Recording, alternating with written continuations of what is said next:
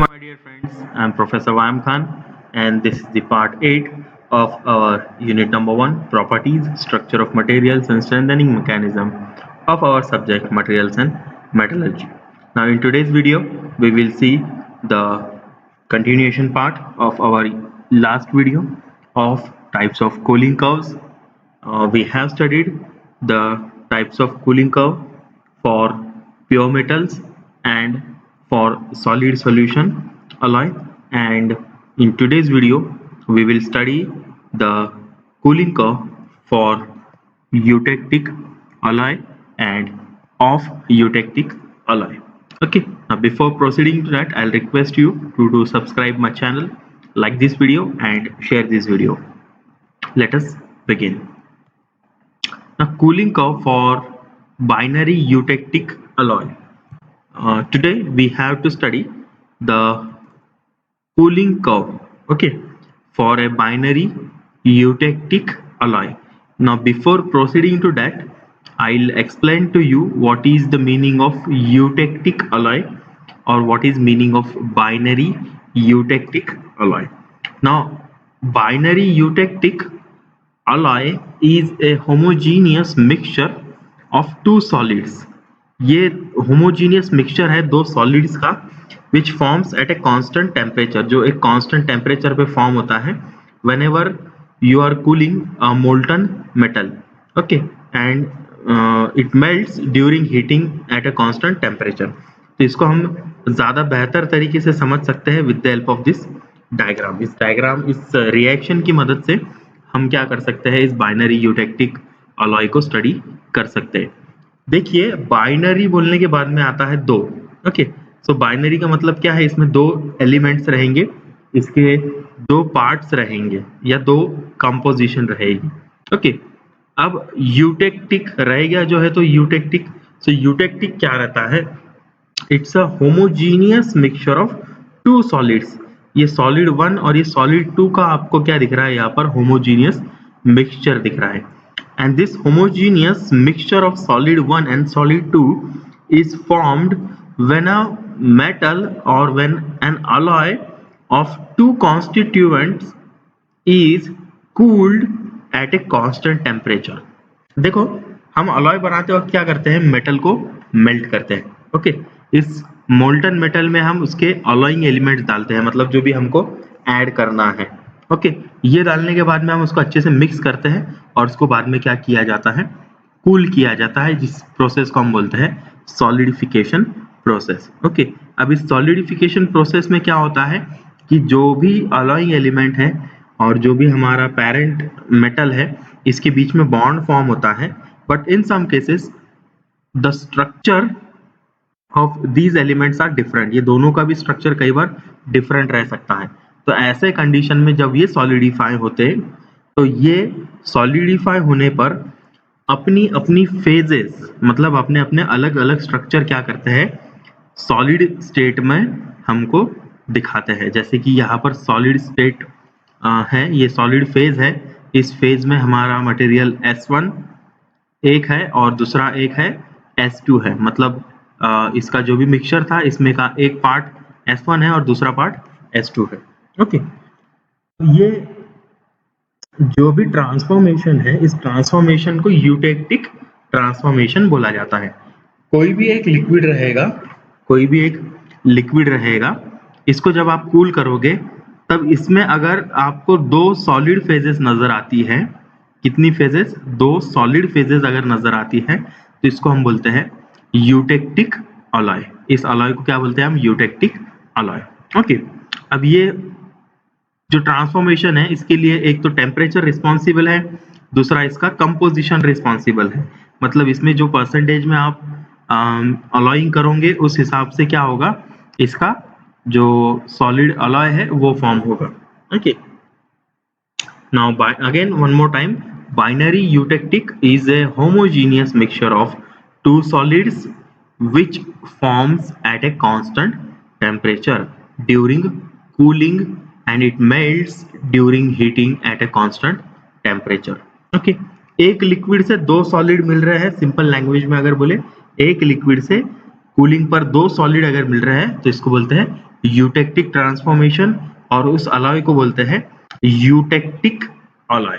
Okay, चलो ठीक है, आगे जाते हैं। Let's discuss about the cooling curve for this eutectic alloy. Okay, now the cooling curve is plotted on time versus temperature diagram. इस y axis पर temperature है, इस axis पर हमारा time है, and this kind of cooling curve is formed for a binary eutectic alloy. एक binary eutectic alloy के लिए ऐसा कुछ cooling curve मिलता है। यहाँ से cooling start हो रही है, ये material cool हो रहा है, then at this constant temperature the material is being freezed, मतलब इसमें freezing हो रही है और यहाँ से वापस वो नीचे और cool हो रहा है, और this process is totally, in this process the alloy is in solid phase. Okay, so let us discuss these points. So this is point A and B, this is point C, this is point D. Now during this AB point, the molten metal, this is the range where material or the metal or the alloy is in liquid phase. कौन सी phase में है? Liquid phase में है, A से B के बीच में। Okay, A से B के बीच में हमारे पास में जो भी मेटल है वो कैसा है? लिक्विड फेज में है। Now this liquid is a mixture of two alloys, या दो मेटल का ये क्या है? मिक्सचर है। It is not like pure metal ना। ओके, रिमेंबर वन थिंग, हमने जो पहले कूलिंग कर्व्स देखे हैं उसमें पहला जो देखे उसके अंदर हमने ए से बी के बीच में लिक्विड ही रखा था, बट मेटल जो था प्योर मेटल उसके लिए कर्व सिमिलर था।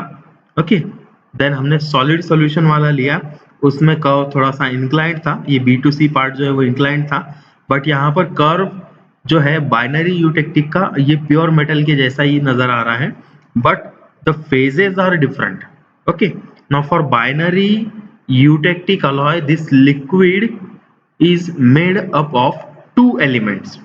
Okay, now these two elements are having different structure. इनके दोनों के स्ट्रक्चर कैसे हैं? अलग है। से इसके अंदर हमने x और y ऐसे दो एलिमेंट मिक्स किए हैं, सो x और y इन दोनों का भी स्ट्रक्चर कैसा है? अलग है। एक आधा BCC रहेगा, एक आधा FCC रहेगा। Okay, now for solid solution alloy, इसके पहले वाला जो वीडियो हमने देखे इसमें सॉलिड सोल्यूशन अलॉय था, उस लिक्विड में भी कैसा था? दो एलिमेंट्स थे, पर इन दोनों भी एलिमेंट्स का स्ट्रक्चर सेम था। ओके, स्ट्रक्चर सेम होने की वजह से जो उसमें फेजेस आ रही थी या जो उसका क्रिस्टलाइन फॉर्म था वो भी कैसा था? सेम था। बट इसका जो क्रिस्टलाइन फॉर्म है या जो क्रिस्टल स्ट्रक्चर है वो हमको अलग अलग नजर आएगा। इसमें फेजेस, ये सॉलिड एक ही रहेगा बट इसमें फेजेस हमको दो नजर आएंगी।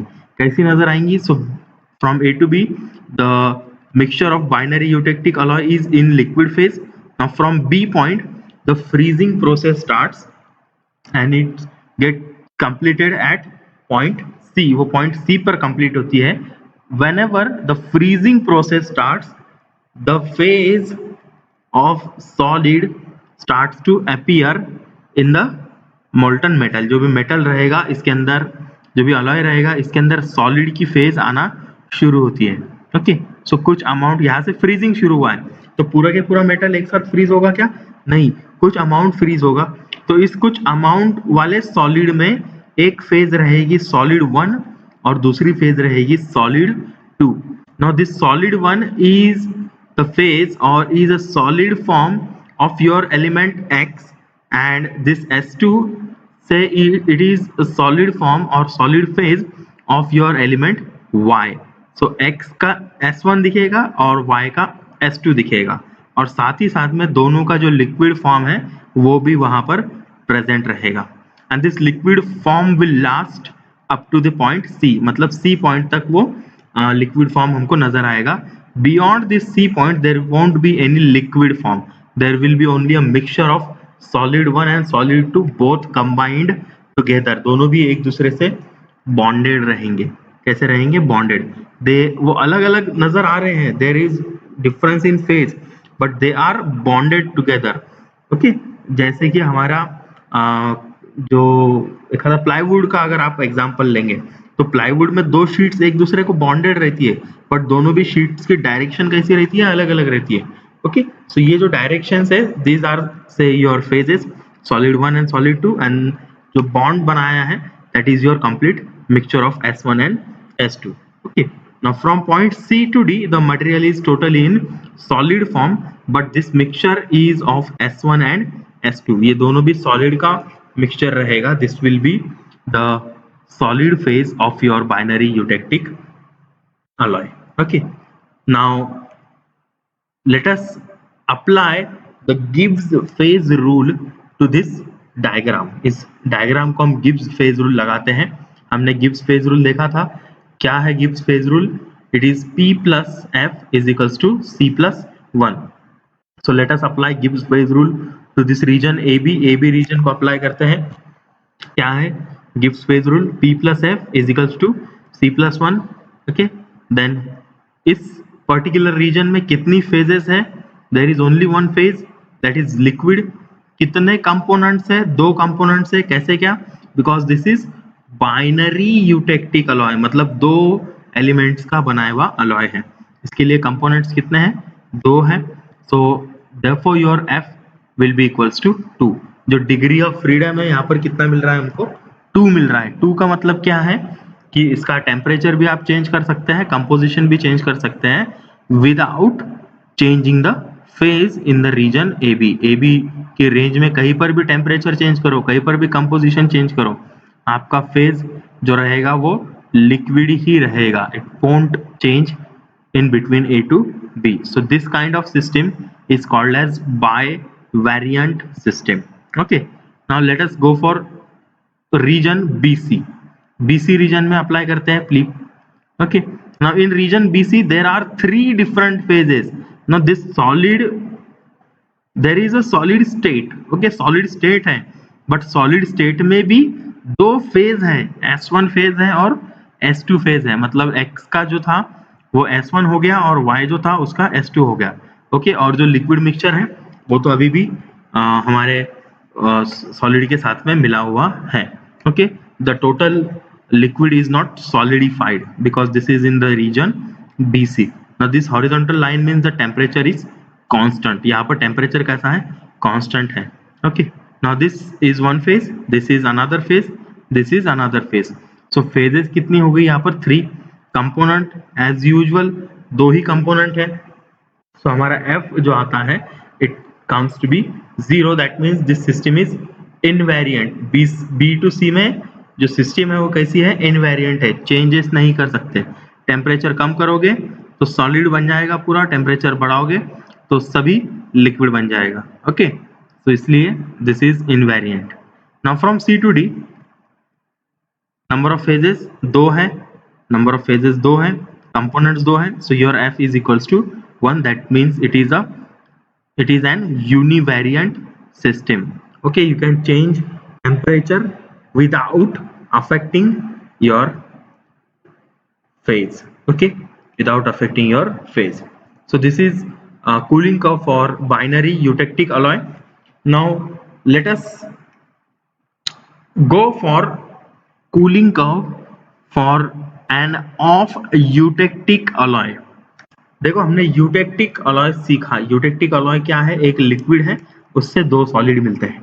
ठीक है, अब ये लिक्विड से जो 2 अलग अलग सॉलिड मिलते हैं, this particular process, this particular transformation happens for a specific composition.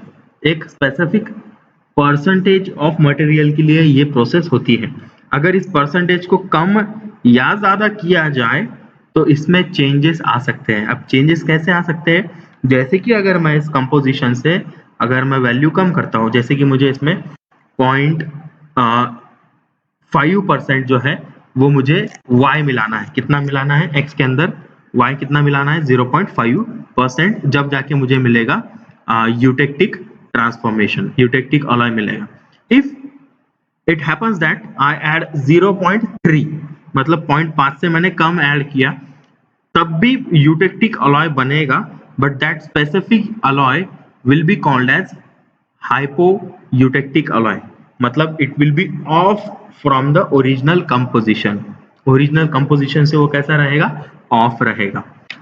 Again, it may happen that I add 0.7% of Y. मतलब ज़्यादा मैं ऐड कर देता हूँ तो ऐसे समय पर जो यूटेक्टिक अलॉय बनेगा उसको बोलेंगे हाइपर यूटेक्टिक अलॉय। एक रहेगा हाइपो अगर कम रखे तो, एक रहेगा हाइपर अगर ज्यादा परसेंटेज रखे तो। So this kind of cooling curve is called as off, this kind of alloy is called as off eutectic alloy। उसके ओरिजिनल कंपोजिशन से कम या ज्यादा उसका क्या रहता है, कंपोजिशन रहता है। Okay, now let us draw the cooling curve for an of eutectic alloy. Of eutectic alloy के लिए जो कूलिंग कर्व है वो कुछ इस तरीके से है। देखो फिर से ए से बी के रीजन में दिस इज अ लिक्विड, ये कितने एलिमेंट्स का लिक्विड है, it is of 2 elements because this is again a binary system, 2 का है। सो एक्स एंड वाई मिलाकर ये लिक्विड बन रहा है। ओके, ए बी रीजन में मटेरियल जो है, जो भी अलॉय है, it is in a liquid phase. From point be the freezing process starts, from point be the freezing process starts. Okay, अब जो भी हमारा परसेंटेज रहेगा, जैसे कि यहाँ पर अगर कम रहता है तो जो कम वाला फेज है वो यहाँ पर लेट नजर आएगा, से y is less in amount, और जो भी है, जो भी एलिमेंट है, it is in lesser amount, so that phase और whichever element which is having the freezing point less than the another element, मतलब जिसका फ्रीजिंग पॉइंट दूसरे एलिमेंट से अगर जल्दी आता है, जैसे कि एक आधा फ्रीज होता होगा 100 डिग्री पर और दूसरा फ्रीज होता है 90 डिग्री पर, सो कौन सा पहले फ्रीज होगा, the 100 degree, because we are cooling it. So जो जल्दी फ्रीज होगा that phase of element will start to appear. जैसे यहाँ पर S1 जल्दी फ्रीज हो रहा है, क्यों जल्दी फ्रीज हो रहा है, because it is of the composition, composition से कम या ज्यादा है। So whichever element is of, that element will get freezed first, वो पहले फ्रीज होगा जिसका फ्रीजिंग पहला रहेगा, and will get one phase appearing from point B. Okay, B point से फ्रीजिंग स्टार्ट होगी, लिक्विड में से कुछ अमाउंट जो मेटल है, अलॉय है, वो फ्रीज होगा। इसके अंदर हमको S1 फेज या S2 फेज नजर आना शुरू हो जाएगा depending on the composition and your freezing point. जिसका भी फ्रीजिंग पॉइंट जल्दी है, जैसे S1 का अगर जल्दी है और S1 ज्यादा अमाउंट में है, सो ये हमको दिखना शुरू हो जाएगा S1। ओके, अगर S2 का परसेंटेज ज्यादा है और S2 का फ्रीजिंग पॉइंट जल्दी है, so will get to see S2 phase from point B। Okay, this process continues till point C। ये प्रोसेस कंटिन्यूस चलता है पॉइंट C तक। इसके बाद जो भी मेटल रहेगा it will be in a liquid plus solid phase, and here you will see both the elements get frozen. दोनों भी एलिमेंट्स जो है वो फ्रीज हो गए हैं, दोनों भी एलिमेंट्स का फेजेस नजर आना शुरू हो रहा है। This is liquid, then the element 1 is converted to S1, element 2 is converted to S2। okay, now this is our regular eutectic alloy, ये हमारा regular eutectic alloy है, but this is your off eutectic alloy। और D2E में जो भी metal रहेगा वो completely solidify हो जाएगा, and we'll see one S1 and one S2, एक S1 दिखेगा और एक S2 दिखेगा।